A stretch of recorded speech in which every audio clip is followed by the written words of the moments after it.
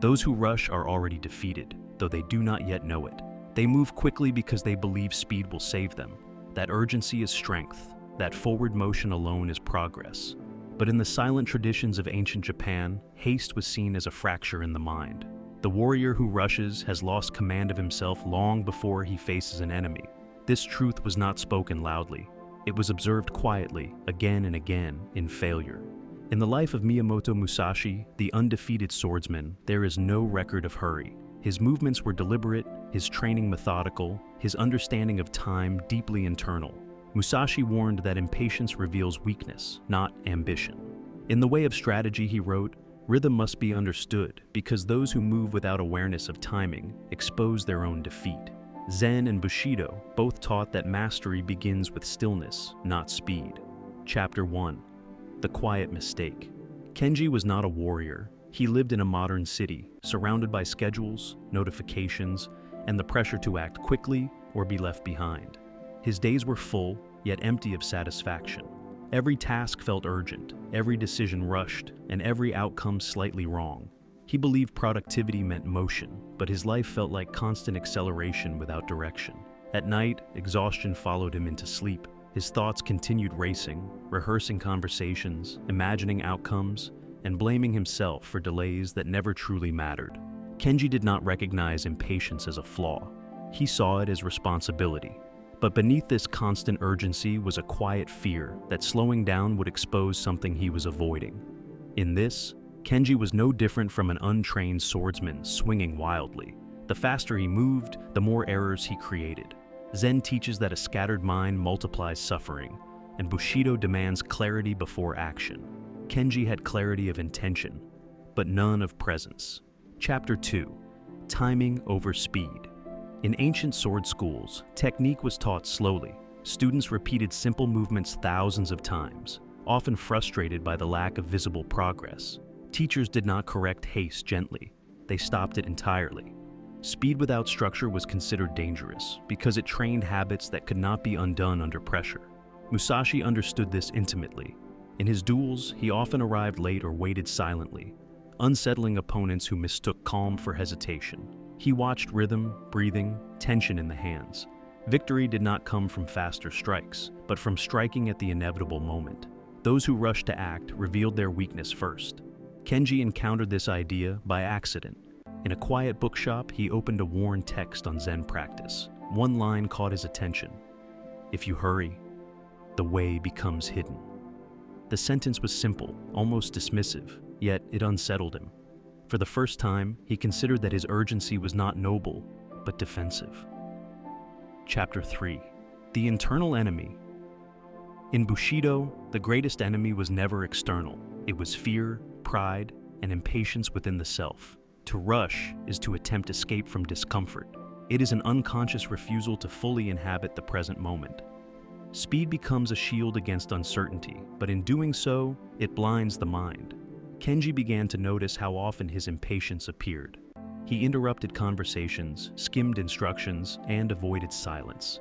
Even rest felt rushed, consumed with guilt. The realization was uncomfortable. Slowing down did not feel peaceful. It felt exposing. This is why so few choose it willingly. Zen monks train in stillness precisely because it reveals the mind's habits. When movement stops, anxiety speaks. When urgency fades, unresolved thoughts rise. The samurai accepted this confrontation as necessary. Without facing inner turbulence, outer calm was impossible. Chapter 4. One action fully lived. The principle of Ichigyo Zamai teaches absolute focus on a single act. One cut, one breath, one step, fully inhabited. This was not simplification for convenience, but a discipline of elimination. Anything not required for the current moment was abandoned. Clarity emerged not by adding effort, but by removing distraction. Kenji chose one small change. He would no longer multitask his mornings. One task at a time, without haste, without background noise. At first, this felt inefficient, almost indulgent. But something unexpected occurred. His attention sharpened, and with it, his sense of control. In swordsmanship, excessive movement exposes openings. In life, excessive activity fractures intention.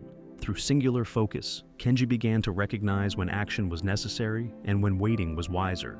This restraint felt unnatural, but gradually it replaced anxiety with steadiness. Chapter 5. Discipline without drama. Bushido does not celebrate struggle loudly.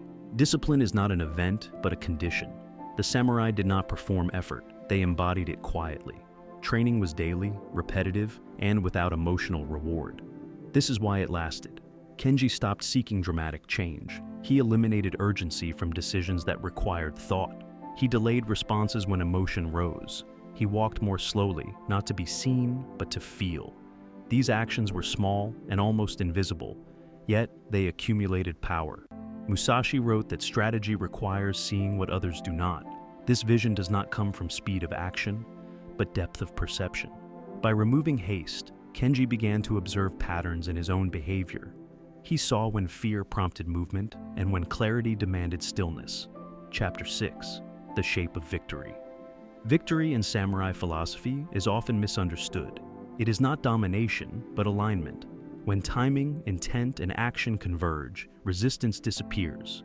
This is why the calm warrior appears effortless. He is no longer fighting himself. Kenji noticed fewer regrets. Decisions felt quieter, more resolved. Mistakes still occurred, but without the same emotional cost. He no longer rushed to correct them. Like a swordsman adjusting stance, he made subtle changes without panic. Those who rush believe time is against them. Those who wait understand that time reveals its own openings. Zen teaches that the present moment is sufficient when fully entered. Nothing needs to be chased, only recognized. Chapter 7. Already defeated. To rush is to admit fear of the present. It is to confess insecurity in one's preparation. The samurai knew that haste weakens posture, vision, and judgment. This is why stillness was trained long before combat. Kenji did not become slower, he became precise. Life did not become easier, it became clearer. By relinquishing urgency, he reclaimed agency.